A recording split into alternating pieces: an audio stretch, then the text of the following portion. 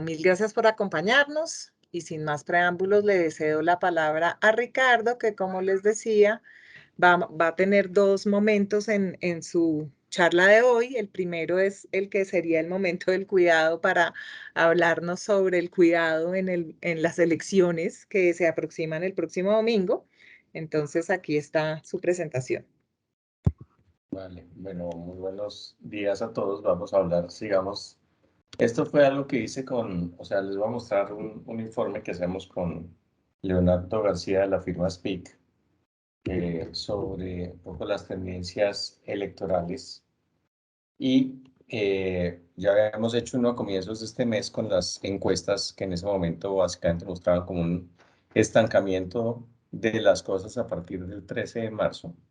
Pero claramente en los últimos días esas circunstancias cambiaron, sigamos. Esta es una presentación bastante larga, entonces la voy a condensar. Básicamente, lo que aparece es el surgimiento en los últimos días del nombre de Rodolfo Hernández. Entonces, un poco él simboliza o ha venido simbolizando pues la presencia de lo que se considera como un outsider que básicamente no se parece en nada a lo previamente conocido para la mayoría del electorado. Sigamos. Y eso se ve, sigamos, si se ven las encuestas disponibles. Aquí están las encuestas que están reflejadas en este informe y sigamos para ver las gráficas de cada uno.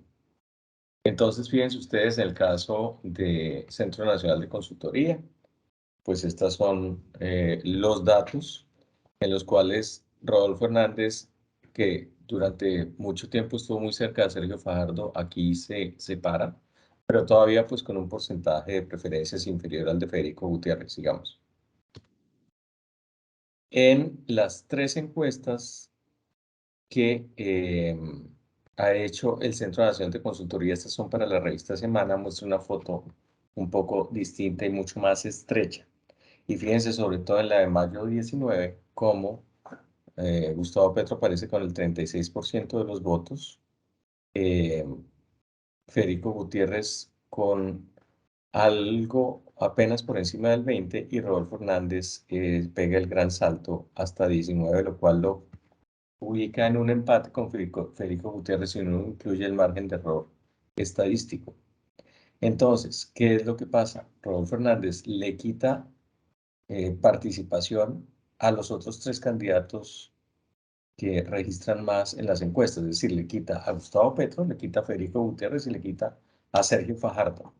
Y ve aumentar sus preferencias en esta encuesta en 10 puntos porcentuales. Y eso es una variación absolutamente fundamental, sigamos.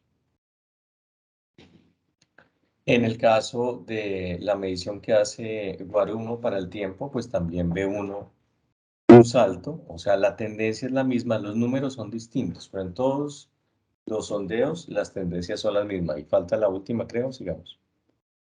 Y está el caso de Inbaut. Entonces, la gran pregunta, por supuesto, es ¿qué es lo que va a pasar el domingo? En el sentido de si esta tendencia reciente de Hernández, pues le va a alcanzar para pasar a Federico Gutiérrez en la primera vuelta y quedar junto a Gustavo Petro en la segunda, perdón, en la competencia final.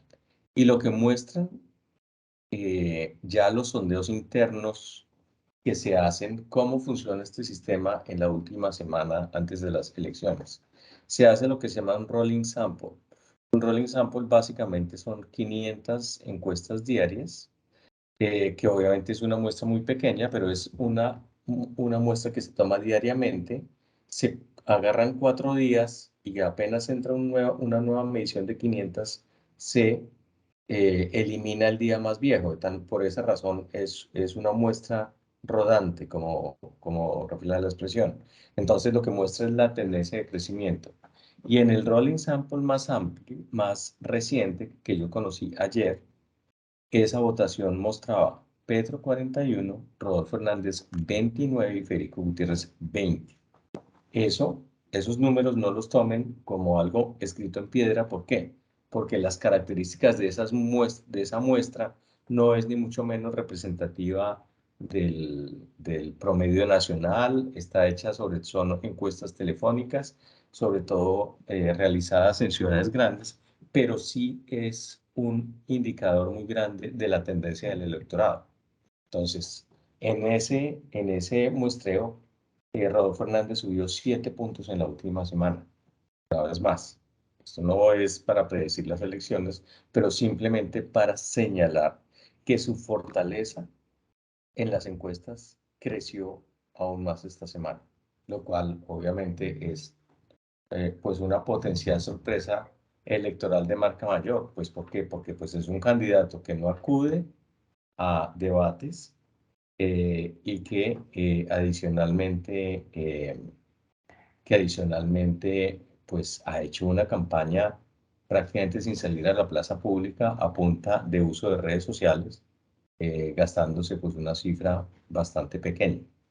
Entonces, pues esto si llegara a confirmarse, pues sería realmente pues una sorpresa de un tamaño mayúsculo. ¿Qué muestra ese rolling sample o ese tracking poll, como le dicen?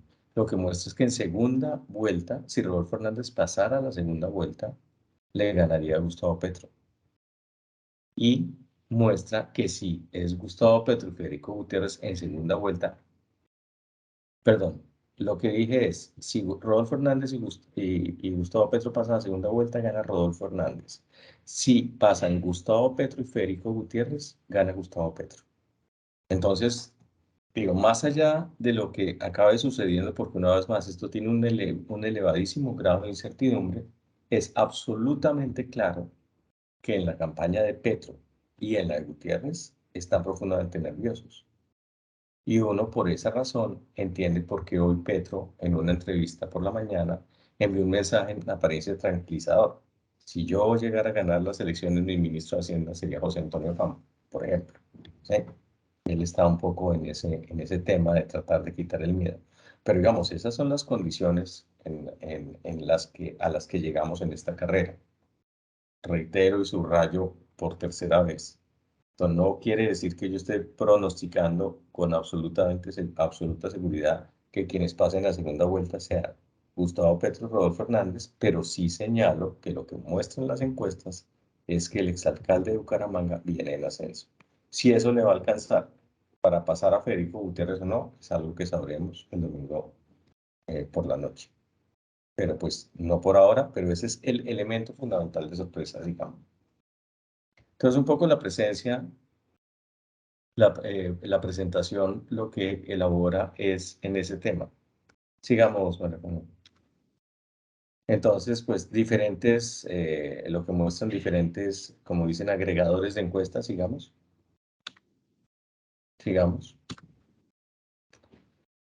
Y entonces, pues este es el tema, sin duda alguna, más evidente. O sea, después de que recordemos que comenzamos con 40 precandidaturas, después del estancamiento post-elecciones del 13 de marzo, en la última semana, de alguna manera, hubo un sacudón muy significativo. Sigamos. Entonces, ¿cuáles son los porcentajes, números más o menos gruesos? Lo que vemos es Gustavo Petro con un techo en alrededor del 37%, Federico Gutiérrez con más o menos 23%, pero con tendencia a la baja, Rodolfo Hernández con más o menos 20%, subiendo, y Sergio Fajardo con más o menos 5%, en algunos sondeos incluso está por debajo de 5%, un número que es clave porque el tema de reposición de votos depende de estas circunstancias. Sigamos. Entonces, sigamos un poco. Entonces, ¿por qué? ¿Cómo se nota adicionalmente a las encuestas qué es lo que está pasando? Sigamos. Miren la comunicación. Esos son, no, el anterior, por favor. El anterior, no, el siguiente. Entonces, miren qué es lo que está pasando. Estas son las búsquedas en la web de los candidatos más opcionados y la línea azul es Fernández, ¿sí? Entonces su primer repunte es y esto es como bien lo dice ahí la fuente de Google Trends, su primer repunte ocurre cuando sale en RCN y le hacen la pregunta sobre su hija desaparecida, presuntamente asesinada por el ELN, ¿no? Entonces hay un salto en las búsquedas sobre su nombre, vuelve a caer y vuelve a repuntar en esta última semana. Y fíjense que ustedes que supera a Petro y que en comparación Federico Gutiérrez y Sergio Fajardo tienen muy pocas búsquedas eh, en, en Google. Y eso de alguna manera muestra el interés de los votantes por decir, o sea, ¿quién es esta persona? ¿Sí? O sea, que es un poco el tema de la novedad. Por lo menos es sintomático de que, de alguna manera, si se me permite la expresión, ese nombre está mucho más caliente, sigamos. Y esto, pues, un poco va en el tema ya concreto de búsqueda de noticias relacionadas con esas personas, sigamos. Entonces, pues claramente, pues lo que vemos es un cambio de tendencia y hay diferentes ya de análisis sobre los gráficos que les acabo de mostrar, en el sentido de que incluso en algunas mediciones el interés por Hernández es muy similar al que genera Petro, sigamos. Y estos son pues esos resultados con corte al 24 de mayo, sigamos. Yo creo que María Fernanda les puede, por supuesto, compartir la presentación. Eh, pues tener este elemento en cuenta si quieren examinarla con más cuidado. De manera que la verdad es que llegamos a esta primera vuelta del domingo próximo bajo un enorme signo de interrogación, no sobre si Petro va a pasar, pues porque obviamente es claro que seguramente pasará. Todo esto, por cierto, como paréntesis, no hay prácticamente hay una bajísima probabilidad de que esto se resuelva en primera vuelta, sino todo apunta a que tendremos una segunda vuelta el 19 de junio y que efectivamente uno de quienes pasarán será Gustavo Petro, pero adicionalmente, pues la gran pregunta es quién va a ser el segundo. Y si hasta hace 10 días era bastante evidente que ese segundo sería Federico Gutiérrez, hoy en día eso no está claro en absoluto por este repunte tardío de Hernández. Ustedes me preguntarán cuál es su habilidad. Su habilidad básicamente es que él es un populista de derecha que toma elementos del libreto de Donald Trump, de Andrés Manuel López Obrador en México y de Jair Bolsonaro en Brasil. Entonces, de Jair Bolsonaro, una campaña hecha sobre todo a través de redes sociales.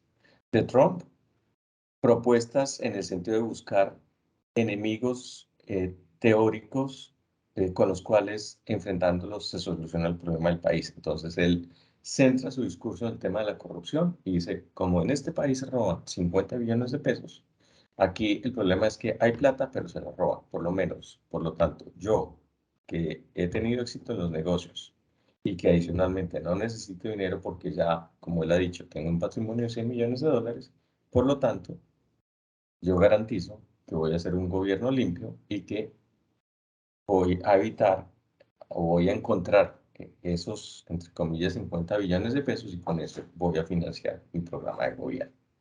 Es obviamente una presentación que suena muy atractiva, lamentablemente es mentira, eso no es así, esto da para otra charla, pero indudablemente eh, genera interés y se sintoniza con la creencia popular en el sentido de que el problema de Colombia básicamente es que hay un agujero y que si ese agujero se tapara, pues básicamente eh, tendríamos que pagar incluso menos impuestos de los que pagamos.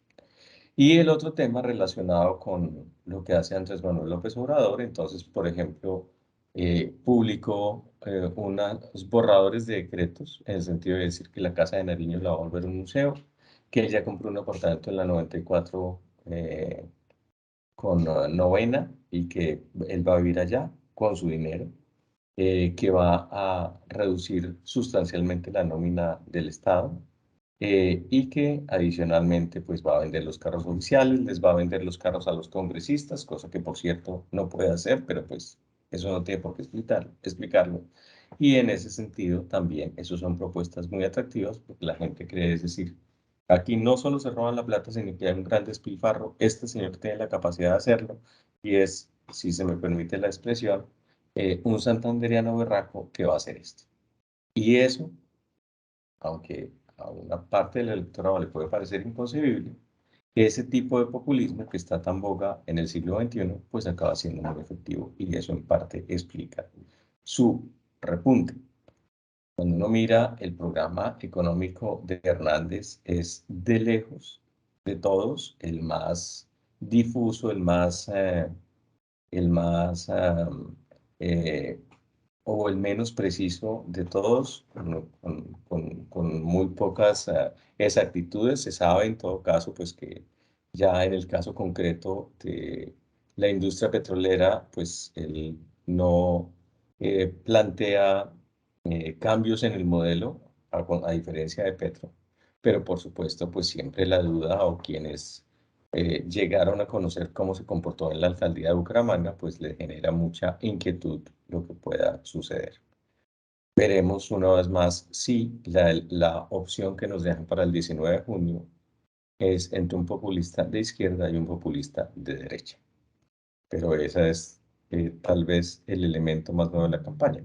Puede suceder, de verdad es que al final de cosas, pues nada pues esa última oleada no tenga éxito y simplemente pasa Federico Gutiérrez y todo pues funciona como estaba planteado, pero quería dejarles ese tema en mente para que no se sorprendan si efectivamente esa sorpresa eh, sucede. Una vez más, tenemos la foto hasta el día de ayer, pero en este enorme dinamismo de cambio de percepciones, pues todo puede pasar de aquí al domingo. Listo. Bueno, Ya. después, no sé si alguien tenga preguntas o comentarios sobre este tema, pues porque obviamente, como bien dijo María Fernández, más interesante, eh, genera más Yo interés tengo la mano inmediato el levantada. tema. ¿Me puedo dar a mí misma la palabra? Pues por supuesto, esa es la gracia de ser uno moderado. Oye, no, yo sí quería preguntar, digamos, si hay alguna forma de medir el impacto que puede haber tenido, por ejemplo, lo de Piedad Córdoba en Honduras con respecto a la campaña de Petro, o sea, si el teflón sigue intacto y en verdad ese tipo de cosas que reiteradamente vemos que atentan contra la campaña de Petro y contra Petro como persona, no van a tener ningún impacto. Hasta ahora no han tenido ningún impacto. No había tenido nada, ningún impacto en absoluto. Eh, y él tiene a su favor algo que es verdad, y es que él había apartado a Piedad de la campaña, ¿sí? Y la había apartado porque pues surgió la información en el sentido de que Piedad estuvo visitando una serie de personas de cuatro en conducta en la cárcel y que pues estaba haciendo ofrecimientos de, de manejo preferencial hacia estas personas y la verdad sí hay un rompimiento, pues según me dicen mis fuentes, entre los dos. Entonces yo creo que el impacto negativo sobre Petro de ese escándalo es limitado y creo que siempre obviamente para quienes quieran creer, además creen en la teoría de la conspiración y todas estas cosas. Bueno, no hay más manos levantadas, entonces si quieres... Creo que ya todo el mundo tiene el voto decidido, qué cosa tan impresionante. Ah, Andrés Ocampo, mentiras, Andrés acaba de levantar la mano, Andrés. Sí, buen día, Ricardo. Pero, Ricardo, pues es relacionado con esto, pero pues no tanto con lo que presentaste. Y es que pues últimamente hemos vivido pues un tema difícil con todas estas acciones del Clan del Golfo en la zona pues de influencia del oleoducto. Eh, ¿Tú crees que estas acciones tienen algo que ver con temas electorales? Temas, pues, se espera, digamos, afectaciones de temas de seguridad en elecciones por alguno de esos tipos de digamos, de disidencias o de grupos armados? ¿Cómo figuran estos grupos armados con respecto a temas electorales? No, digamos que Eh, o sea, todo el mundo tiene la guardia viva, pero no, la verdad es que no se espera o sea, lo que se espera es que suceda lo de siempre, en el sentido que las elecciones tienen lugar y no hay grandes interrupciones y las cosas siguen. Y la interpretación es que claramente lo sucedido está, por supuesto, mucho más relacionado con la extradición de Otoniel y ahora pues vamos a ver qué pasa con la muerte de este personaje alias Matamba, a ver cómo se reacciona, pero son muchos, eso es algo más atado a demostraciones de fuerza, de fuerza para demostrarle al Estado pues que aquí hay una gran, eh, que aquí hay un gran poder de perturbación. Entonces, sí plantea una serie de interrogantes serios hacia el futuro. Dicho lo anterior, por supuesto que hay grandes preocupaciones sobre el deterioro del clima de seguridad y particularmente lo que pueda pasar pues entre primera y segunda vuelta con el tema de los candidatos. Entonces, pues sí están disparadas las alarmas y hay un enorme nivel de nerviosismo en el sentido pues que no tengamos que no suceda nada realmente que lamentar. Tristemente, pues nosotros tenemos unos antecedentes en estos casos, pues que no son ni mucho menos los mejores. Entonces, pues nada, esperemos que ese tema no traiga dolores de cabeza. Obviamente, hacia adelante y para el próximo gobierno, aquí sí hay un desafío relacionado con la seguridad muy grande. ¿Mm? Mario, ¿tienes la mano levantada, por favor? Gracias. Buenos días, Ricardo. Gusto en saludarlo.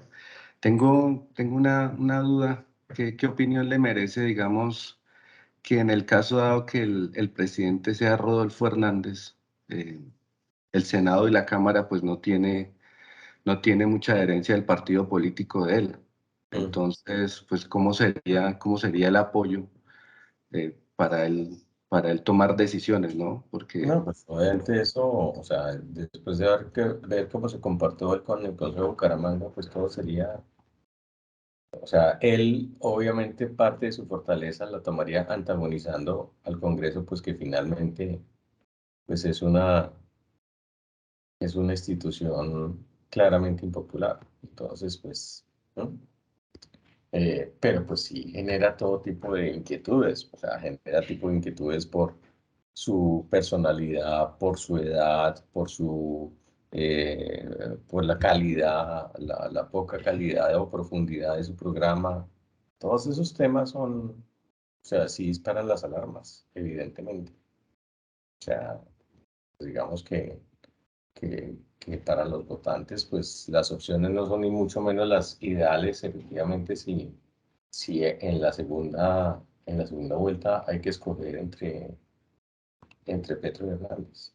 Un poco así están las cosas, ¿no? Alex Medina. Gracias, Mafe. Gracias, Ricardo.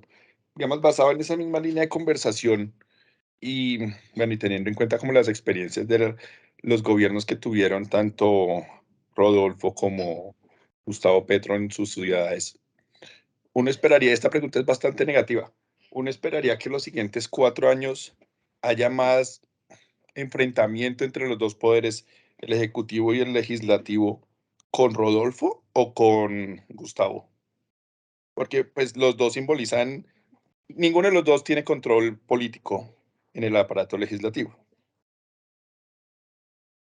Es una buena pregunta y la verdad no tengo la respuesta. O sea, yo diría que en abstracto con Rodolfo.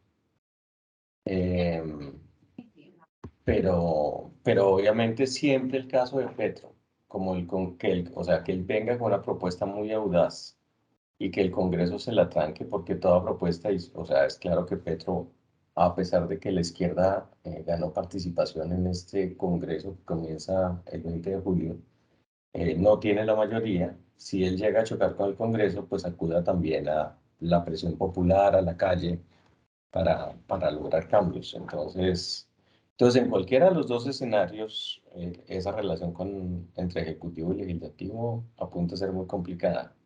Así en abstracto, yo creo que aún más complicada con Rodolfo, pero no quiere decir que el otro escenario sea fácil. Gracias, Gracias, Ricardo. Walter. Perdón. Perdón, Mafe. Bueno, Dale, dale. Ricardo, perdón, ¿será posible que nosotros estemos iniciando un periodo de 4 años de no avance? O sea, 4 años de luchas de poder que no avancemos. Sí, claro, ese es uno de los grandes riesgos, o sea, uno de los riesgos de ambos escenarios es que el país se estanque, ¿sí? Pues porque básicamente nada se mueve ni para adelante ni para atrás, ¿sí?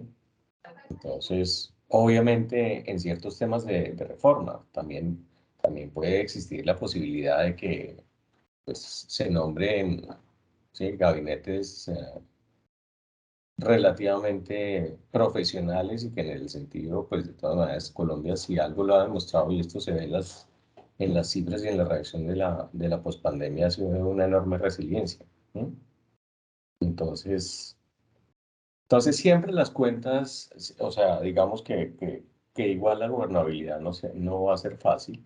Por supuesto, Hernández, o sea, sabemos que si Petro no gana, pues el tema de la calle, el tema de las protestas populares y el ánimo de, entre comillas, medirle el aceite al nuevo mandatario va a estar ahí. Y eso va a ser.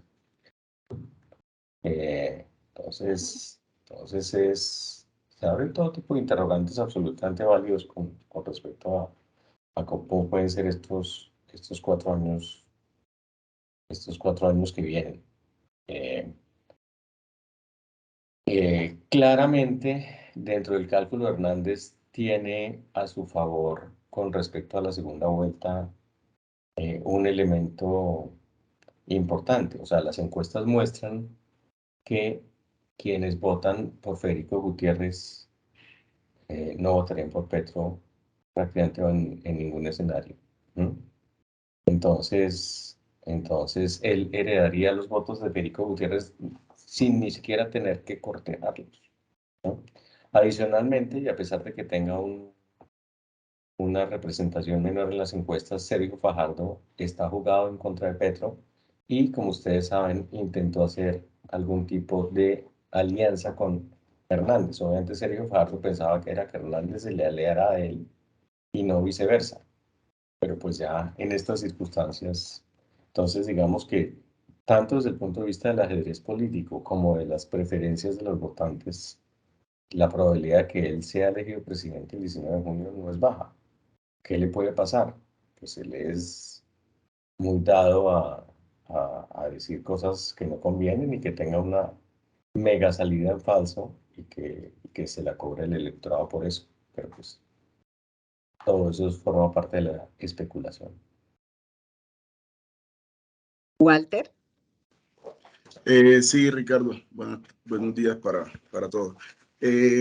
¿Cómo describirías tú de pronto en una palabra lo bueno y lo malo que podría llegarle a pasar al país o a nosotros los colombianos en caso de una presidencia de cada uno de los 4 posibles candidatos que están hoy en la pelea? ¿Qué sería así descrito brevemente lo bueno y lo malo que podría llegar a pasar? A ver, lo bueno de Petro, comencemos por el tema más polémico, es que obviamente sí hay una gran, o sea, el país sí es como una olla a presión. A Alejandro Gaviria le cayeron muy fuerte porque él dijo en el Financial Times, pues que esa olla a presión estaba aumentando y que por lo tanto que Petro gane es como quitarle vapor a esa olla a presión, ¿no? Y en ese sentido tiene eso de positivo. Evidentemente, cualquier sociedad democrática, para que sea efectiva, tiene que tener implícito el concepto de la alternancia. ¿Sí? Y ahora, en la medida en que los partidos tradicionales de Colombia desaparecieron y que básicamente la derecha en Colombia ha estado en el poder, porque Juan Manuel Santos tampoco era de izquierda, más allá de que hizo la paz con las FARC. Desde ese punto de vista, pues calma un poco las cosas y se le da la oportunidad a los otros, pues para que tomen el poder. ¿Cuál es el riesgo? Clarísimo, que Petro sí quiere cambiar muchas cosas del modelo. O sea, y su obsesión con la industria petrolera es total. A él se le explicó claramente cuál era la importancia del sector petrolero, por ejemplo, sobre la economía, y la reconoció y la aceptó. Y a los 3 días fue y se reunió con los empresarios o con los presidentes de los gremios y dijo que de todas maneras sus primeras medidas eran suspender la actividad exploratoria, suspender las actividades en el offshore, sobre todo en el Mar Caribe, y adicionalmente negar cualquier tipo de proyecto de minería a cielo abierto. O sea que, ¿sí? Más allá de las razones que se le den, él está jugado en ese tema. También está jugado el tema de pensiones y también está jugado en el tema de salud. Entonces, claro, en esos casos la tiene un poco más compleja, sobre todo en el caso de tener que cambiar la ley 100. Eso no va a ser de la noche a la mañana. Y el salto al vacío, sobre todo en materia de salud, para un país que mal que bien tiene una cobertura del 96%, inquieta a mucha gente. Eso, pero ese es el problema de Petro. En el caso de Federico Gutiérrez, claramente, él, pues tiene la ventaja de que es el mundo conocido, ¿no? O sea, ahí él tiene unos grandes elementos de continuidad. O sea, y realmente encontrar las grandes diferencias con lo que ha hecho Iván Duque, pues es muy difícil, ¿no? Su problema, curiosamente, es precisamente ese. Y por esa razón, entre otras, pues, evidentemente las encuestas muestran ese decrecimiento. Y aún si gana, pues porque siempre, si él pasa segunda vuelta y, por ejemplo, el factor miedo lleva a que Petro efectivamente encuentre un techo y Gutiérrez gana, pero aún si gana, pues la gobernabilidad va a ser muy difícil, muy difícil. Entonces, pues para eso requeriría un gran equipo, sobre todo de parte de él, un gran liderazgo. Tiene una ventaja y es esa personalidad de cercanía con la gente, pero si eso es suficiente o no para apagar los incendios, que habría muchos si él es elegido presidente, pues eso queda por verse. Y el tercer caso, el escenario de Hernández, obviamente hay, pues el gran peligro es que realmente es una persona desconocida. Lo que sí se sabe es que tiene una personalidad supremamente complicada, que se nutre de la confrontación y que pues evidentemente pues es muy dado a los exabruptos, y la gran pregunta es si eso le hace un enorme daño a las instituciones, ¿no? Porque él se encarga es de demeritar las instituciones, y eso a la larga lo que acaba es socavándolas. Pues, o sea, él se puede ir de la presidencia dentro de 4 años, pero si el presidio de las instituciones está por los suelos, pues le despeja el camino a otras soluciones no democráticas, pues, y eso es muy inquietante. Su ventaja también, de alguna manera, es que los cambios en términos prácticos serían de orden menor, ¿no? Pues en materia de economía, pues las cosas seguirían más o menos igual, con la diferencia que él sí es amigo de algo de proteccionismo para proteger la producción nacional. Eh, ese es el tema. Y entonces, pues, de alguna manera, si el tiquete final son Petro y Hernández, pues es optar entre dos saltos al vacío. Yo creo que lo que haría cada campaña es tratar de mostrar cuál sería su equipo si llegaran a ganar, ¿no? Entonces, para mostrar algo de responsabilidad, pero no lo sé, eso también estoy especulando. Entonces, es un poco el resumen de las cosas, pero pues no tenemos una escogencia fácil en absoluto. Bueno, le voy a dar la palabra a Sandra Estupiñán, que en realidad se la va a ceder a su esposo que está con ella oyendo la charla. Entonces, Sandra, por favor, dale. Hola, les presento a mi esposo Hola, qué pena. que es apasionado por este tema. Muy bien.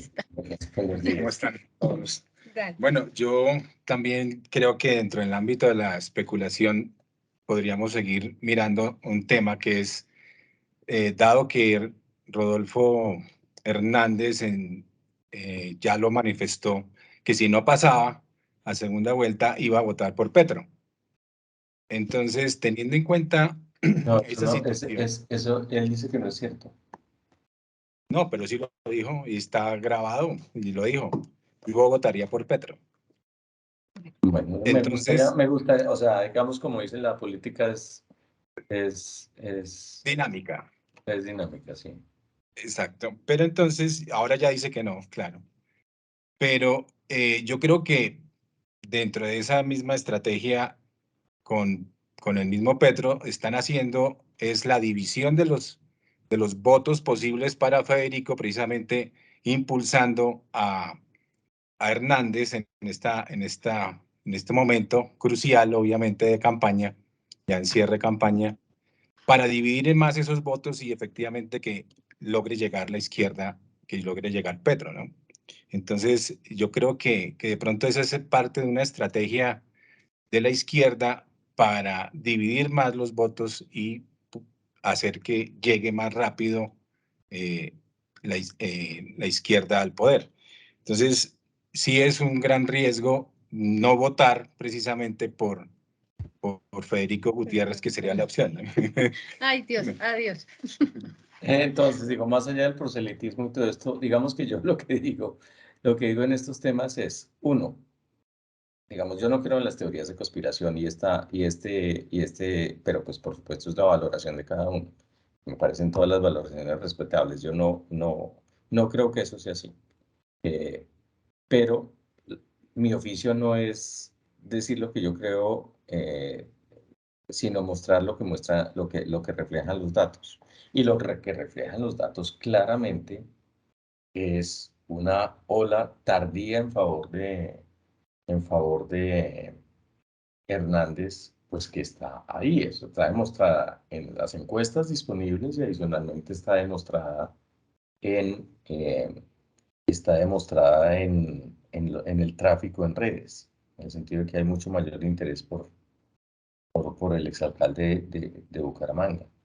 Entonces sí, la gran pregunta es, ¿qué va a hacer?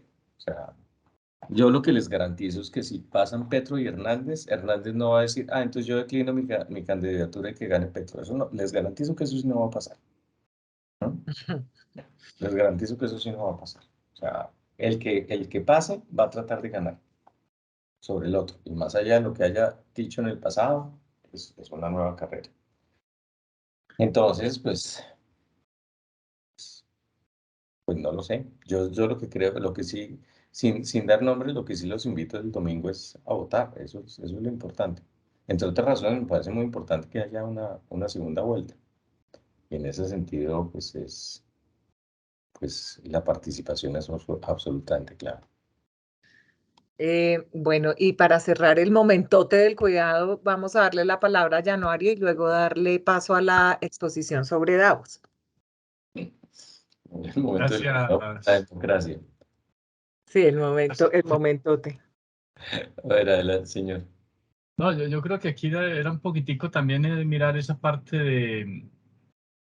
de que, digamos, o mucho la polarización que tiene el país se está llevando a que, como decía usted ahorita, Ricardo, que esto se convirtió en una olla de presión.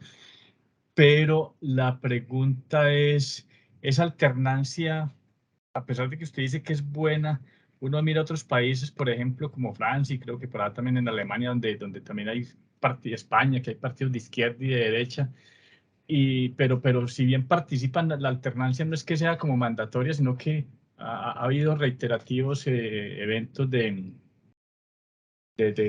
o periodos sucesivos de algunas de las tendencias.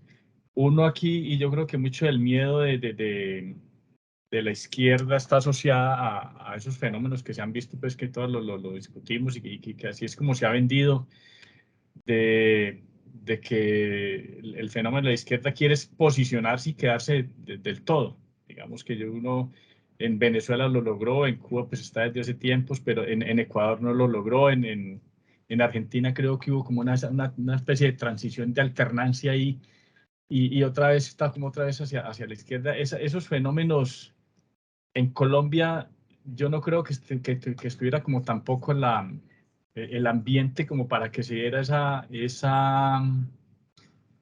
que perdurara pues una tendencia así tanto tiempo como en esos otros, como con los vecinos. O usted sí la ve que sea así como que se pueda correr ese riesgo. Es que cambiar la institución y cambiar todo no creo que sea tan fácil, y menos en un Congreso que quedó que si bien puede haber una mayoría de izquierda, la otra está muy repartida también.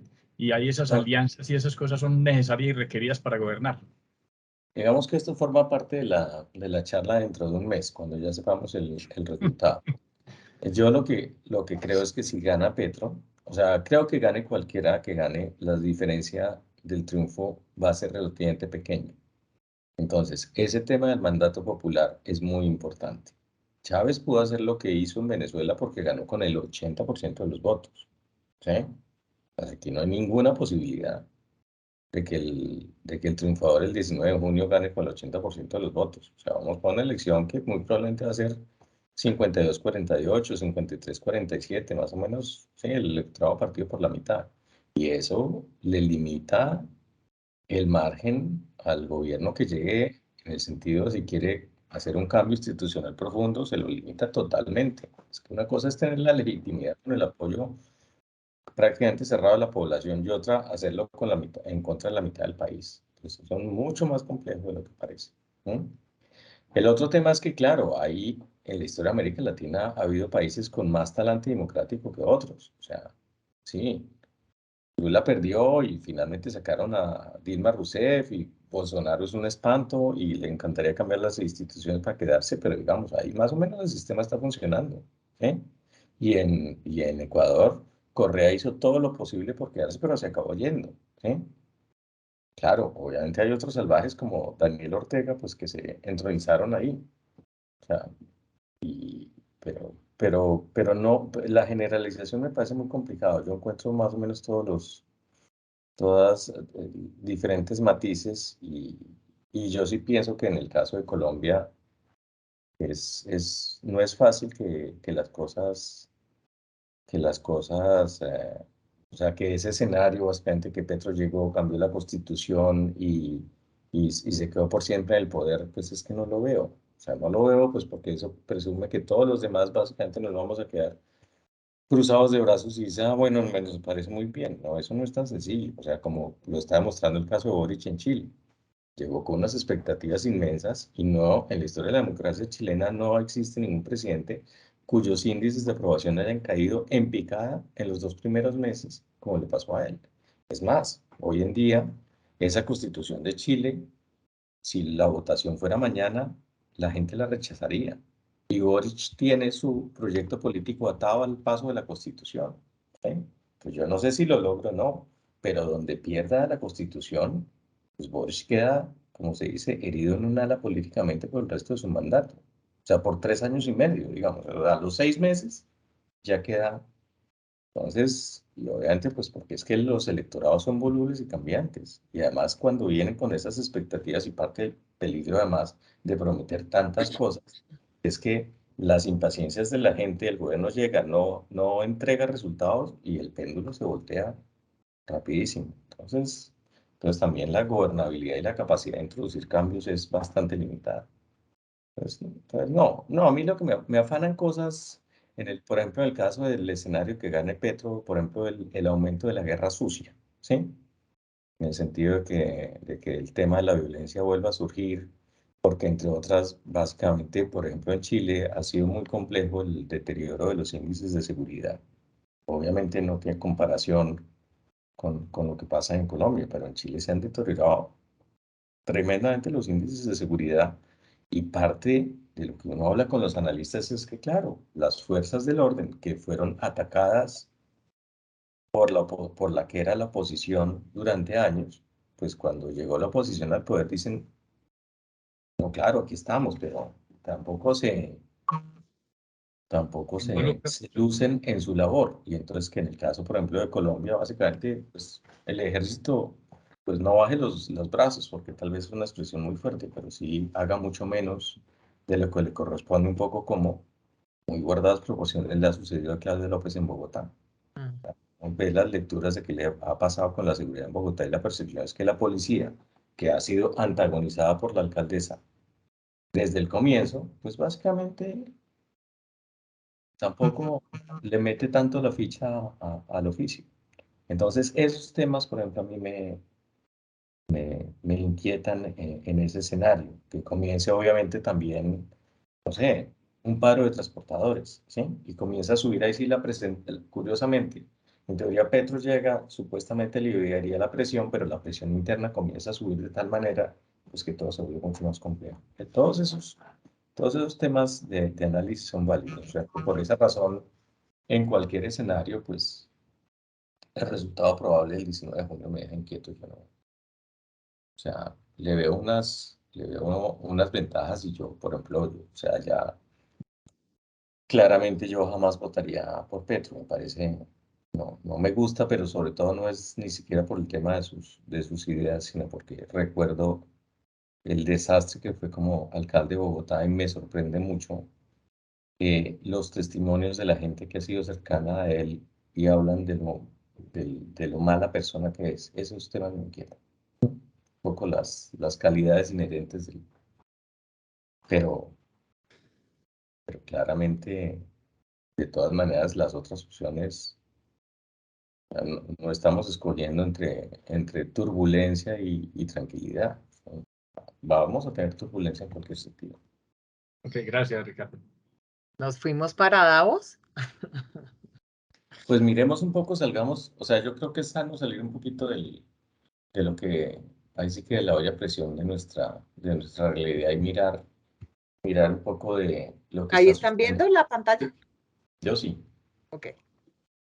Pues realmente esto tiene una diapositiva, pero Tiene dos básicamente diapositivas. no hay dos, sí. Entonces, vengan y yo les cuento.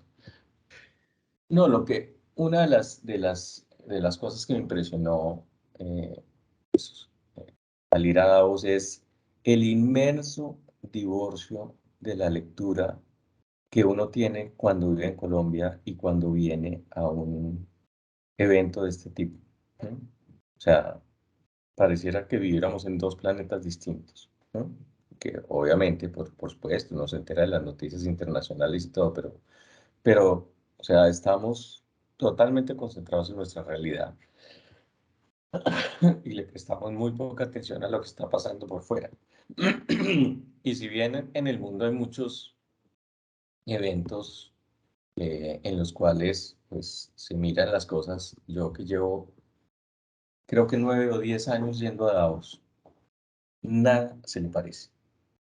O sea, y para mí es un privilegio, o sea, que no tiene comparación. No tiene comparación, pues, porque ese cuento de que ahí se reúne la élite mundial es absolutamente cierto. O sea, obviamente no está absolutamente todo el mundo, pero sí, pues el número de personas que van y la calidad de personas que van, pues sí dan una idea de para dónde van las cosas en el planeta. Eso no quiere decir que sea un foro que tiene el poder de la infalibilidad. O sea, yo me acuerdo que en el año 2008 nadie se le ocurría hablar, nadie vio que venía una recesión internacional por la crisis de las hipotecas en Estados Unidos.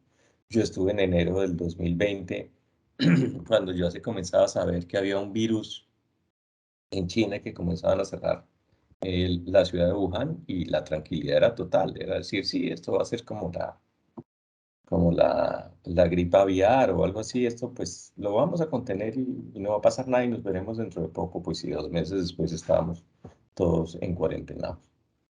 Pero al mismo tiempo, sí es muy interesante para detectar las tendencias. Entonces, este foro de Davos se lo inventó un profesor alemán llamado Klaus Schwab hace 52 años, o sea, en el año 70 hizo la primera reunión Y la hizo en un cantón de Suiza que se llama el Cantón de los Grisones. Para quienes se acuerden de geografía, eso más o menos está entre Liechtenstein y el lago Constanza.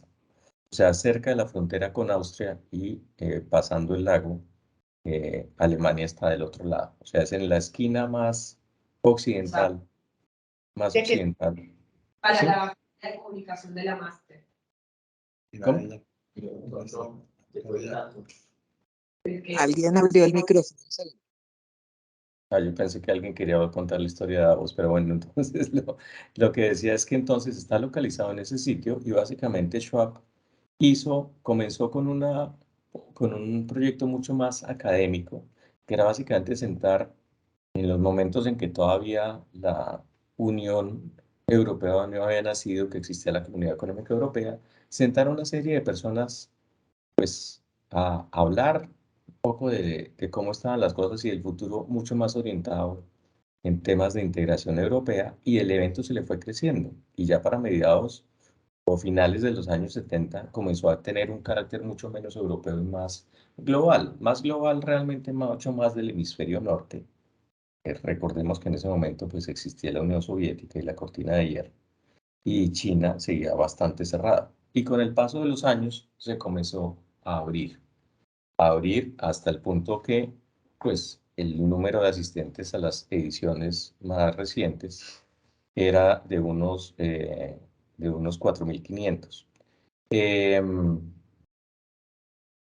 Entonces, normalmente esas reuniones se hacen en enero. Ay, perdón, un segundo que tengo aquí un tema doméstico. Un segundito, perdón. Vale. Mientras tanto, recordar que si alguien va teniendo preguntas, puede irlas dejando en el chat para no interrumpir la exposición como no hay slides. Ya llegué. Entonces, normalmente, como les decía, son 4.500 personas. Y adicionalmente, normalmente las reuniones suceden en la tercera semana de enero. Y como Davos es una población de unos 35.000 habitantes, ubicada en una zona, pues la verdad es una estación de esquí. Tiene un antecedente, aparece en el libro de Thomas Mann, La montaña mágica, porque era originalmente una población en donde la gente en la época en que había tuberculosis iba a curarse gracias a la pureza del aire de las montañas. Entonces, pues de ahí evolucionó hasta que Schwab efectivamente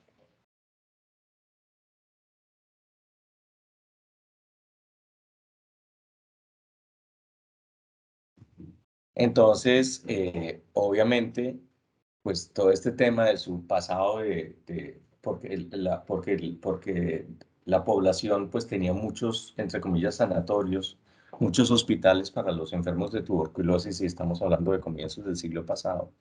Y obviamente cuando llega Schwab, encuentra una oportunidad en el sentido de que, por un lado, las autoridades del sitio ven la oportunidad de revitalizar la economía local, y por el otro, pues tiene el atractivo que como es una estación de esquí y le da por hacer las reuniones en invierno, el acceso no es fácil. Entonces tiene solo realmente 2 puntos de entrada e incluso desde el punto de vista de la seguridad, pues es un sitio perfecto porque si uno pone controles en esos 2 puntos de entrada, pues obviamente pues, evita problemas. Entonces, pues este foro pues se ha vuelto realmente la escala obligada para una gran cantidad de líderes. Esta vez, a pesar de que hubo menos gente, que hubo cerca de la mitad, y que lo hicieron en mayo porque lo iban a hacer en enero de este año, pero pues vino la variante Omicron y las cosas pues los tuvieron que posponer. Entonces, pues lo pasaron para mayo, lo cual obviamente para uno como asistente es una delicia porque nos tocó en la primavera, a pesar de que hizo un frío o un clima muy bogotano durante la mayor parte del tiempo. Pero pues es mucho mejor que tener que caminar a menos 13 grados, pues que es algunas veces me ha tocado pues con las aceras llenas de nieve y hielo, pues que no es precisamente lo más seguro. Pero entonces esa fue la razón por la que lo hizo, pero aún con esa limitación, este año fueron más de 50 presidentes y primeros ministros. O sea, entonces tiene un gran poder de congregación a nivel político, pero adicionalmente tiene un gran poder de congregación en materia económica. Entonces van los presidentes, pues, de las empresas más significativas. Pues entonces, pues, o sea, por ejemplo, pues yo estuve en una charla con Satya Nadella, el presidente de Microsoft, está Bill Gates, está el presidente del Bank of America, digamos, y la lista es, ahí estamos hablando de centenares de jefes de multinacionales, de las multinacionales más grandes. Entonces, es un poco el tema del foro de Davos. ¿Y en qué consiste? Consiste en una serie de reuniones temáticas, y son bastantes. O sea, normalmente, en condiciones normales, el foro comienza un lunes por la noche y se acaba un viernes al mediodía. Esta vez comenzó un domingo por la noche y se acabó el jueves al mediodía. Y en total son cerca de 250 reuniones, ¿no? Por lo tanto, si uno va y aún sea el más juicioso, pues si uno tiene la agenda llena, acaba yendo uno en esos 4 días a máximo unas 20 reuniones. O sea que finalmente uno acaba teniendo es una fracción porque hay como 5 grandes ejes temáticos. Un eje temático claramente es la política, otro es la economía, otro es el tema de la revolución o el cambio tecnológico. Otro es los temas relacionados con salud. eh, y hay unos temas relacionados con innovación. Entonces, un poco giran alrededor. O sea que pueden ir varias personas y tener experiencias completamente distintas. O sea, Davos muy distintos porque pues se enfocan en un eje temático. Y en esta ocasión, pues eso volvió a suceder. Faltaron algunas de las estrellas usuales. Por ejemplo, pues la semana pasada coincidió con que gran parte de las compañías o que algunas de las compañías más grandes tenían juntas directivas o asambleas de accionistas. Entonces hubo algunas fallas, pero en general pues el nivel sigue siendo muy elevado. Entonces, ¿cuáles son los 5 mensajes que voy a desarrollar en mi artículo del Tiempo para el domingo próximo? El primer tema que sale de Davos es que estamos en un mundo distinto. Y ese mundo distinto es, obviamente, o está relacionado con la invasión de Rusia a Ucrania. Más allá de lo que está pasando, en el sentido pues, de que originalmente se pensaba que esto iba a ser una guerra rápida y que pues, el oso ruso acababa con los ucranianos en cuestión de días o semanas, pues ya completamos 3 meses de hostilidades y estamos pues en una etapa muy compleja, muy sangrienta de la guerra en la cual Rusia pues ha logrado consolidar avances territoriales importantes, pero en donde claramente este conflicto se va a prolongar muchísimo tiempo. En el mejor de los casos se va a prolongar hasta finales de este año. Pero lo importante, más allá de lo que pasa en el campo de batalla, por supuesto, es las implicaciones geopolíticas. Y las implicaciones geopolíticas y lo que el mundo es distinto es, por un lado, pues vienen una serie de bloques diferentes y por el otro lado hay una revitalización de Occidente más Japón. ¿Por qué? Porque pues los países fortalecieron sus alianzas y particularmente en el caso de Europa y América del Norte, pues claramente hay un bloque muy cerrado para oponerse al expansionismo ruso. Y aquí vuelven y se repiten las mismas discusiones que uno puede encontrar en los reportes de 1939 cuando Hitler se tomó una parte se tomó Austria, se tomó una parte de lo que en ese momento era Polonia, en el sentido de que se le hicieron concesiones, pues para que no, pensando que se detenía ahí, y a las pocas semanas invadió Polonia y comenzó la Segunda Guerra Mundial. Y aquí un poco toda la discusión es, si no le ponemos un factor para usar la expresión coloquial de pararle el macho a Putin ahorita, el día de mañana, pues este hombre va a seguir, ¿no? Entonces, Por cuenta de esa circunstancia, pues se están reconfigurando las alianzas con una revitalización de Occidente y con un elemento interesante de paso, y es que el prestigio de la democracia, que venía cayendo de manera significativa desde el año 2008, otra vez se volvió a subir, ¿no? Porque finalmente lo que estamos viendo es un dictador atacando un régimen democrático. Entonces, pues ese cierre de filas de las democracias occidentales para contener a Rusia, pues es un tema muy importante. Pero no solo es distinto en materia geopolítica, también influye sobre el tema de la globalización. ¿Por qué? Porque para lo que vamos no es al final de la globalización, y la globalización pues es un término que se acuñó cuando se cayó la Unión Soviética, en el sentido de que todos más o menos profesamos las mismas ideas en el planeta, y que, por ejemplo, si uno puede, o una multinacional puede localizarse en cualquier sitio, crear cadenas globales de valor buscando las mayores eficiencias y operar de manera muy rentable. Claramente, ese escenario de globalización ya pues quedó sepultado. Vamos a una globalización guión regionalización mucho más clara, y eso es importante en materia económica y también en materia de comercio. Entonces también el comercio internacional pues se va a ver afectado por cuenta de estas circunstancias, más que se suman allá las tensiones que había entre Estados Unidos y China, el que vienen de la época de Trump, pero que claramente Biden no ha desmontado. Entonces, el mundo es distinto por consideraciones de seguridad, el mundo es distinto por consideraciones de globalización, por consideraciones de comercio, y adicionalmente, de paso, detrás de eso hay una reconfiguración de los presupuestos. Entonces, por ejemplo, está sucediendo en términos prácticos una especie de carrera armamentista en Europa, porque los países europeos están invirtiendo mucho más en defensa de lo que invertían antes. O sea, para darles un ejemplo, Noruega anunció esta semana que iba a recortar ciertos programas sociales porque tiene, a pesar de que es un país petrolero y está beneficiándose de la bonanza, pues porque tiene que asumir mayores costos en el frente de seguridad. Y por el otro lado, este tema de las alianzas de los países occidentales más fortalecidos, pues se ha complementado básicamente con la entrada de Suecia y Finlandia a la OTAN.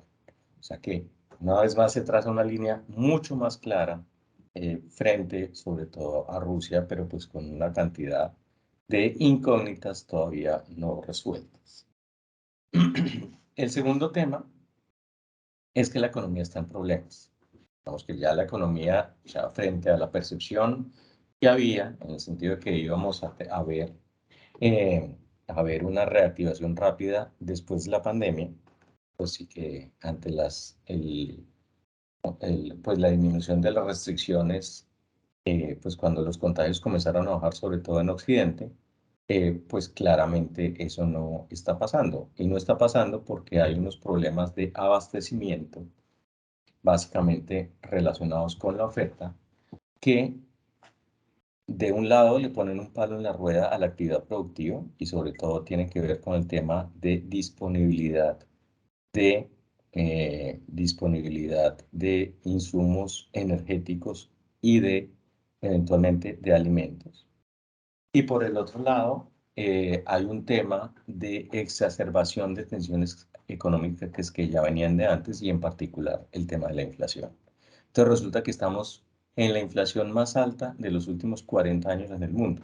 Es cierto, esas presiones venían desde el año pasado, pero evidentemente la crisis de Rusia y Ucrania, al limitar la oferta de productos claves en minerales y en comida y en algunos insumos industriales, pues le pegan un empujón grandísimo a la inflación, pues que está en alrededor del 8% anual en el mundo desarrollado. Pensemos pues que la tasa de inflación objetiva durante décadas en el hemisferio norte era de 2% anual, o sea que estamos teniendo tasas que cuadruplican ese objetivo de largo plazo. Entonces, por cuenta de esa circunstancia, la reacción tiene que ser subir las tasas de interés. Como suben las tasas de interés, se enfría la demanda, pero el gran peligro es que comience a haber recesión, ¿no? Entonces, y lo peor todavía es que hay unos países que no estaban muy bien económicamente y se ven, y sobre todo economías emergentes que se ven en el peor de los mundos. No estaban creciendo mucho, pero ahorita se les suben los precios y se les suben las tasas de interés y entonces van a entrar en una especie de círculo vicioso de mal crecimiento y mal comportamiento. Quiero aclarar que Colombia no está en ese grupo de países, ¿eh? Porque Colombia es exportador de materias primas. Pero en general hay una gran preocupación sobre el estado de la economía y con los efectos incluso más adelante. ¿Qué pasa si los Estados Unidos siguen subiendo la tasa de interés para controlar la inflación? Los países altamente endeudados, y los países se endeudaron mucho más durante la pandemia para mitigar el impacto de los confinamientos, entonces pues les queda mucho más difícil cumplir con sus obligaciones. Entonces, el espectro de una crisis generalizada de deuda o una crisis significativa de la deuda del mundo también desvela a mucha gente en un escenario de 2 o 3 años. Entonces, segundo mensaje, la economía está en problemas y está en problemas serios. Y entonces, pues, una vez más, o sea, de los 190 países que tiene el Fondo Monetario Internacional, 143 que representan algo así como el 82% del Producto Interno Bruto Mundial, van a crecer menos de lo que se pensaba en enero, ¿no? O sea, que esto es una cosa muy significativa. Por supuesto, si esto se acentúa, pues, se vuelve un lío de marca mayor. Adicionalmente, hay dos emergencias. Una de antes que no ha pasado, que es el tema de la pandemia. En Davos también se habló de manera bastante extensa, ya, en el sentido de que el virus sigue mutando y sigue habiendo nuevos casos. Lo que pasa es que ya aprendimos, pues ya nos resignamos a convivir con el virus. Pero miren ustedes, digo, yo miré los datos de Estados Unidos de cuánto habían subido los contagios. En la última semana estamos teniendo incrementos de más del 30%. Claro, ya no forma parte de los titulares, ya no forma, pero el virus sigue ahí. Y mientras el virus siga circulando, al menos teóricamente sigue existiendo la posibilidad de que se desarrollen cepas más resistentes, por ejemplo, a las vacunas, ¿no? Entonces volvemos a una emergencia sanitaria muy significativa con mucha menos fortaleza para enfrentarla. Es verdad, se están produciendo las vacunas y la vacunación fue un éxito, pero todavía en los países más pobres eso está muy lento. Fue interesante en Davos, por cierto, que Pfizer, por ejemplo, firmó un convenio para darle sobre todo y crear fábricas de producción de vacunas en 5 países africanos, pero digamos que todavía hay un gran camino por recorrer para llegar a niveles de vacunación como los que se tienen en Europa, Estados Unidos o en América Latina, en donde los índices de vacunación ahora son muy altos. Entonces la pandemia sigue por ahí, entonces eso no, tampoco se nos puede olvidar. Y el otro tema muy complejo es el tema del hambre. Claramente, por un lado, el alza en los precios de los alimentos, pues golpea sobre todo a los más pobres, porque los más pobres dedican una proporción mucho más elevada de su ingreso a adquirir comida. Y si los precios suben, pues sencillamente no alcanza la plata. Entonces, ya las estimativos que hace Naciones Unidas es de un aumento muy significativo en el número de personas en condición de hambre. El número ya está la predicción es que el número sea de más de 200 millones de personas con diferentes niveles de riesgo, que es el número más alto desde cuando se estudian estos temas. Entonces es muy significativo, pero no solo eso, sino que la perspectiva para el próximo año es que tampoco, no es solo un tema de precios, sino de disponibilidad. ¿Por qué? Porque como no hay fertilizantes y como adicionalmente no se está pudiendo sembrar trigo o maíz en los campos, en buena parte de los campos ucranianos por la guerra, dentro de un año no vamos a tener suficiente oferta. Y eso es gravísimo. Les doy un ejemplo. O sea, Ucrania y Rusia en conjunto aportan el 12% de las calorías que consume el mundo. Tienen el 2% de la población. El 12% lo aportan. Pero, por ejemplo, en el caso de Egipto, que importa el 90% del trigo que consume, o el 85%, el 30% de la dieta diaria de la gente es pan, ¿no? Entonces, si no hay suficiente disponibilidad de trigo, estamos hablando de que decenas de millones de personas, tan solo en Egipto, pues van a sufrir hambre, ¿no? Entonces, este es un tema muy complejo que obviamente genera otro tipo de trastornos. Aumentan los aumenta las presiones migratorias, por ejemplo, aumenta la inestabilidad política en los países, porque la gente con hambre es gente con rabia, ¿sí? Entonces, pues digamos, en Sri Lanka ya se vio que ya se cayó el gobierno por este tema, pero pues estoy seguro de que en los próximos meses vamos a ver que esos países a los cuales se les confluyeron las situaciones de bajo crecimiento y adicionalmente alta inflación y mala disponibilidad de comida, pues eso va a ser un polvorín, de alguna manera.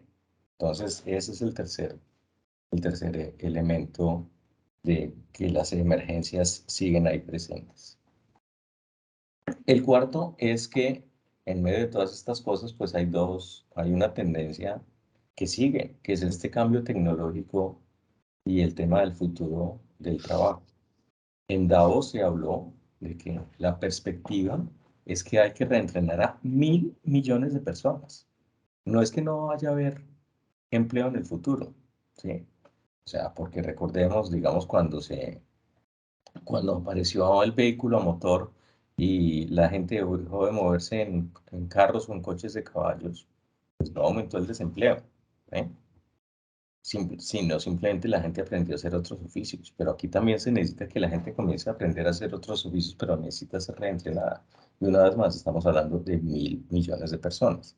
Claro, eso no cubre necesariamente los más jóvenes, que son los más maleables, sino sobre todo a una generación que todavía no está cerca del retiro, pero que tiene que aprender nuevas habilidades que están siendo desplazadas por la automatización, por la robotización, por el Internet de las cosas, por los algoritmos. Y eso es todo un desafío. Claro, en medio de tantas emergencias, pues a veces uno pierde de vista que este cambio tecnológico sigue y que eso va a pasar. Entonces, si los países bajan la guardia, pues se va a complicar la cosa, porque pues la competitividad del que se quede dormido en este frente, pues pierde. Entonces, en abstracto no entiende en qué consiste el adaptarse, es el aprender a aprender. Pero pues eso, la frase es facilísima de decir, pero en la práctica eso es mucho más complejo. Y el quinto elemento, también claro, de Davos, es el tema del cambio climático. ¿Qué sigue? Perdón, un segundo.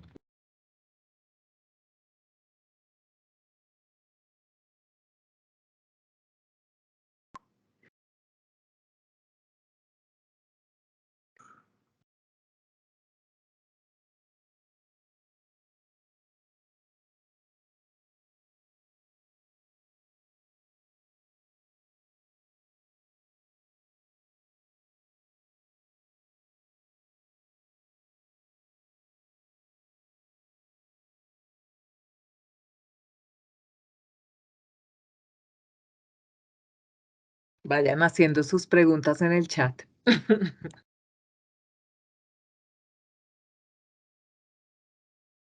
Perdón, pues estoy conmigo aquí, esto es complicado. Entonces, estaba diciendo que el tema del cambio climático sigue su marcha. Y curiosamente, también este tema de la guerra en Ucrania, pues complica las cosas. ¿Por qué? Porque si se toma la decisión de, si se toma la decisión por parte de Europa de suspender los suministros de gas ruso, pues hay que reemplazar eso.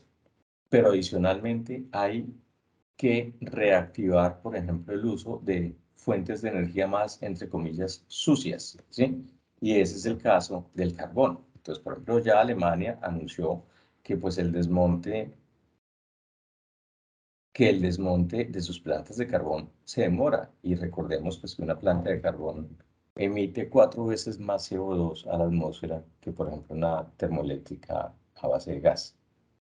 Entonces, estos temas también inquietan mucho, pues porque todo ese objetivo de pasarnos a una matriz de energía de manera gradual más limpia, pues la gran percepción pues es que este conflicto lo que hace es eh, posponer,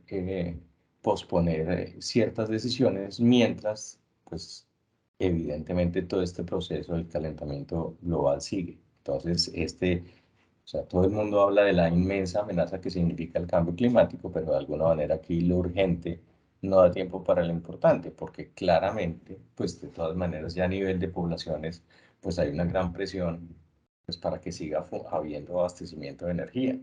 ¿Sí? Entonces los países tienen y los gobiernos tienen que responder. Y en particular hablé con el presidente de la Asociación Internacional de Energía, que tiene sede en París, y decía, el peligro es que ya hay países ordenando nuevas termoeléctricas a carbono. Entonces eso en términos prácticos, frente a un mineral que se suponía que iba a desaparecer para mediados como fuente de energía para mediados de este siglo, pues eso se va a prolongar.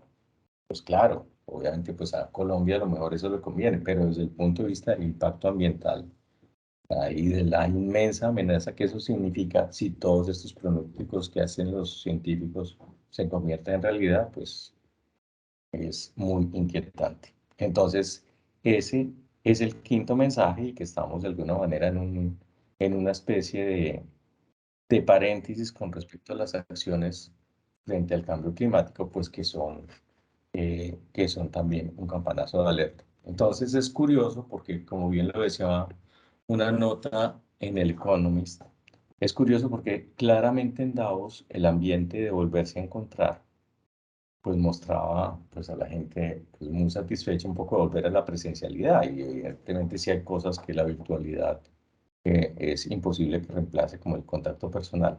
Pero en medio un poco de esa satisfacción de los asistentes por volverse a ver, el tono al final de la reunión fue muy inquietante, ¿no? Muy, muy preocupante sobre para dónde va este mundo. O sea, tampoco es precisamente una inyección de optimismo.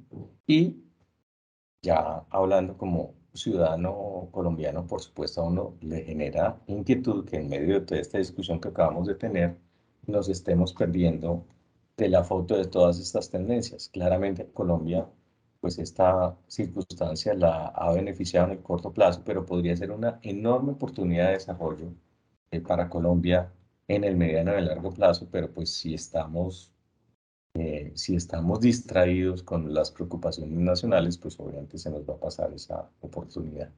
Y por cierto, Colombia, por cierto, como nota al margen y ya para terminar, por si tienen preguntas, es muy llamativo ver cómo América Latina, que había tenido una representación más o menos importante en Davos, tanto a nivel de gobiernos como de gente del mundo de los negocios, prácticamente desapareció. Este año, o sea, Colombia siempre ha ido muy poquita gente de Colombia.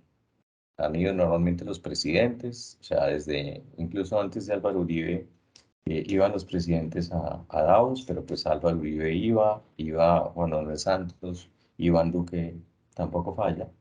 En materia de personas de negocios, pues las cuenta uno en los dedos de una mano. Este año estaba el presidente de Ecopetrol, con el vicepresidente financiero, estaba el presidente de Frontera Energy y estaba David Vélez, pues el fundador de Nubank, que realmente pues está mucho más en Brasil que en Colombia. Pero aún con esas tres personas, la delegación colombiana era la más grande, ¿sí? O sea, había un par de mexicanos, eh, y de resto, básicamente nadie más. O sea, yo no vi ningún chileno de la comunidad de negocios, no vi ningún peruano, no vi ningún argentino. Brasileños, pues algunos, pues porque ya Brasil es de tal tamaño, pues que eso, algo de eso había, pero es muy lamentable que también la ausencia de América Latina y en ese sentido Colombia, la verdad, tuvo una figuración bastante elevada, pues un poco por defecto, pues porque cuando había que poner un latinoamericano en el panel, los únicos que estaban por ahí eran los colombianos. Claro, Brasil mandó a su ministro de Hacienda, que es una persona muy importante, y fue el presidente de Costa Rica, y fue el presidente de República Dominicana, pero pues de las naciones de mayor población relativa, solamente Colombia tiene una buena representación. Entonces también uno se pregunta si en el próximo cuatrienio vamos a ver esa representación mantenerse o no. Yo creo que voy a sentirme más solo en Davos en las próximas ediciones para no encontrar muchos compatriotas frente a estos últimos años. Entonces, bueno, eso era lo que les quería contar un poco de esta reunión. Cuando uno se mete a la página del Foro Económico Mundial, encuentra encuentra los videos de buena parte de las charlas. Hay unas charlas realmente extraordinarias. Se las recomiendo si se quieren meter, pues sobre todos los temas, o sea, como les digo, energía, salud, tecnología, economía, política, medio ambiente, sobre todo esos temas. Eso era lo que les quería contar un poco también para simplemente reiterarles que hay un mundo por fuera. Hay dos comentarios en el chat, Ricardo. ¿Tú los ves o te los digo? A ver, muestra aquí, pues, a ver.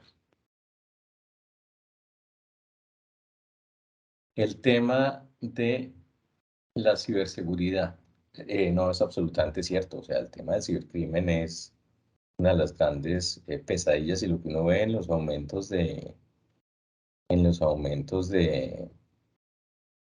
eh, de todo tipo, pues de lo que se llama el ransomware, el malware, la captura de datos, etcétera, etcétera, pues es uno de los grandes desafíos. O sea, ya me contaba, es que hablé con, pues obviamente uno se encuentra, estaba Iván Duque ahí, y surgió el tema. Me dijo, ¿sabe cuántos ataques tiene la página de la presidencia cada día en promedio? Me dijo, 10.000, ¿no? La página de la presidencia, dijo. Y en días más complejos, 100.000, ¿no? ¿Sí? ¿Por qué? Pues porque obviamente hay una preocupación, por ejemplo, ahora en las elecciones, pues que el tema de los hackers haciendo de las suyas, pues surja. En Perú, para darles un ejemplo de esta semana, se metieron a no sé qué sistema y sacaron los datos de 37 millones de datos que están por ahí repartiéndose, ¿no? A China, uno piensa que China es inexpugnable. Iba a ir Michelle Bachelet a mirar el caso de la minoría uigur, eh, y se metieron los hackers a los archivos de China y sacaron pues una información aterradora, pues en el sentido de los abusos de China sobre ese tema. Bueno, veo la segunda pregunta, que es en el aspecto económico, ¿cuál podría ser los temas en los que Colombia podría sacar mayor provecho, o los retos? Sin duda alguna, el tema de mayor provecho es el tema de entender estas nuevas circunstancias y el hecho de que Colombia tiene riquezas y potencial de producción de alimentos muy grande, y puede ser un receptor de inversiones muy grandes para desarrollos productivos, y entender un poco esas nuevas circunstancias geopolíticas, el hecho de que, por ejemplo, si hay una tendencia hacia la regionalización productiva, que es muy importante, pues porque parte de los temas es que ya no se trata de buscar el proveedor más eficiente y más barato, sino el proveedor más confiable.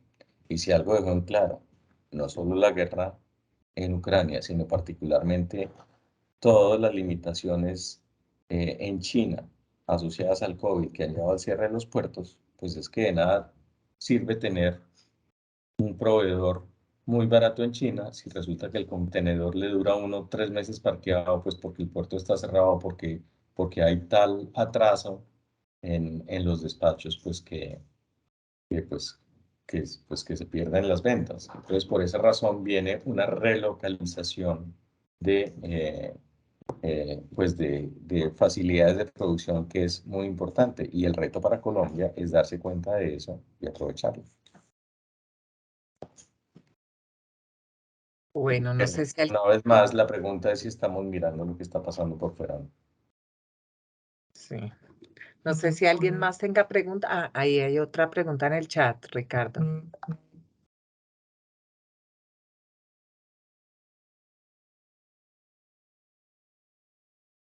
Entonces, cuando se habla de falta de insumos, especialmente los agrícolas, se hace la pregunta de por qué el Estado no se pone enfrente y se generan las fábricas para este aspecto. No, pues obviamente, claramente hay movimientos en ese terreno, pero pues nada sucede de la noche a la mañana. O sea, todo el mundo está con una ausencia de fertilizantes que eventualmente se va a suplir. Pero pues construir una fábrica grande y sustituir pues la potasa que exportan Ucrania, Rusia y Bielorrusia, que también tienen sanciones, pues no es algo que se dé de manera automática. Entonces, durante un par de años vamos a ver claramente una estrechez en la oferta. Eventualmente, para lo que vamos, que también forma parte de estas nuevas realidades, es que los países van a tratar de ser más autosuficientes. En el caso de Colombia, algo tenemos, recordemos la planta de monómeros en Barranquilla, o las instalaciones del antiguo Abocol que hoy tiene Yara en la multinacional noruega, pero claramente también aquí pues vamos a sufrir de la escasez. Bueno, pues no parece que haya más preguntas, nadie está levantando la mano y son las 12:29. Así que Ahora muchísimas 29 y gracias. 33, Dios mío, hace rato no hablaba tan largo. Pues es que ese momento del cuidado estuvo un poco largo, Exactamente, pero exactamente. es que mucha coyuntura, mucha coyuntura. Sí, eso es cierto. Muchísimas gracias, No, Ricardo. Nos muchas veremos gracias. en un mes para ver cómo pinta todo después de Eso, analizar ya con el el hecho cumplido. resultado. Bueno, vale, muy bien. Muchísimas gracias a todos A por su ustedes. Les participación, deseo Ricardo. un buen Gracias. fin de semana. No se vayan de puente si no voten, recuerden. Muchas gracias, chao. Hasta luego. Gracias. Gracias. Muchas gracias. Muchas gracias por el espacio. Chao. Gracias. Gracias.